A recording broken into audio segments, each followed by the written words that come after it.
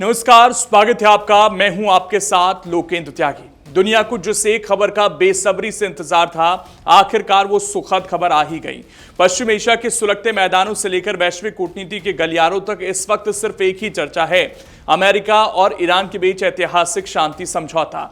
अमेरिकी राष्ट्रपति Donald Trump की एक बड़ी घोषणा ने दुनिया भर के बाजारों और देशों को चौंका दिया है। लंबे समय से युद्ध की कगार पर खड़े इन दो देशों के बीच बर्फ पिघल चुकी है और दोनों ने अब जंग का रास्ता छोड़कर कूटनीति का हाथ थाम लिया है। पश्चिम एशिया में पिछले कई महीनों से जारी तनाव और संघर्ष के बीच अब एक बड़ा कूटनीतिक मोड़ सामने आता दिखाई दे रहा है। 28 फरवरी से शुरू हुई जंग के बाद पहली बार ऐसे संकेत मिले हैं कि हालात युद्ध से बातचीत की दिशा में बढ़ चुके हैं। अमेरिका और ईरान के बीच शांति समझौते को लेकर सहमति बनने की खबर ने पूरी दुनिया का ध्यान अपनी ओर खींच लिया है। अगर सब तय कार्यक्रम के मुताबिक आगे बढ़ता है तो 19 जून को स्विट्जरलैंड में इस समझौते पर औपचारिक हस्ताक्षर किए जाएंगे। इस पूरे घटनाक्रम को लेकर ईरान की तरफ से भी आधिकारिक स्तर पर संकेत दे दिए गए हैं।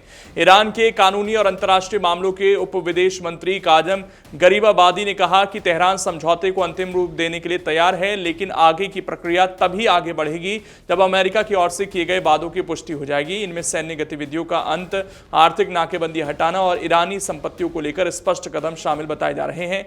ईरान की तरफ से यह भी कहा गया है कि हस्ताक्षर के बाद समझौता ज्ञापन सार्वजनिक किया जा सकता है और उसके बाद अगले चरण की बातचीत शुरू होगी।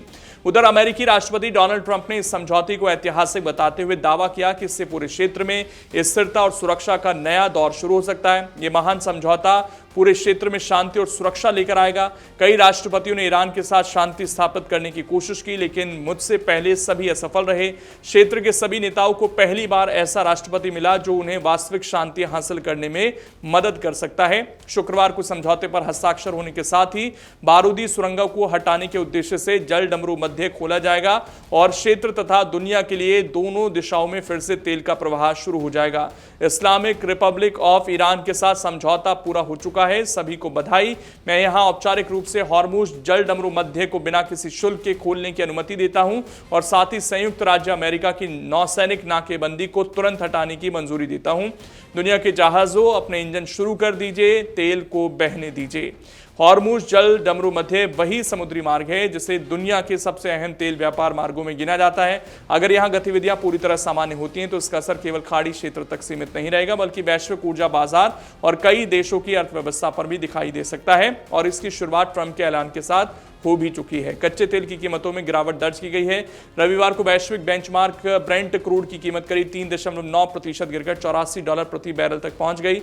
वहीं अमेरिकी क्रूड में 4.8% की गिरावट दर्ज की गई और इसकी कीमत लगभग $81 प्रति बैरल रह गई है।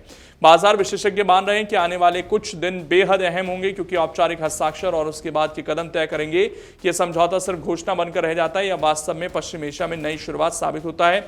अमेरिकी उपराष्ट्रपति जेडी वेंस ने भी संकेत दिए हैं कि वो प्रस्तावित हस्ताक्षर समारोह में शामिल हो सकते हैं। उन्होंने कहा कि तैयारियां जारी हैं और अंतिम कार्यक्रम को लेकर अभी काम चल रहा है।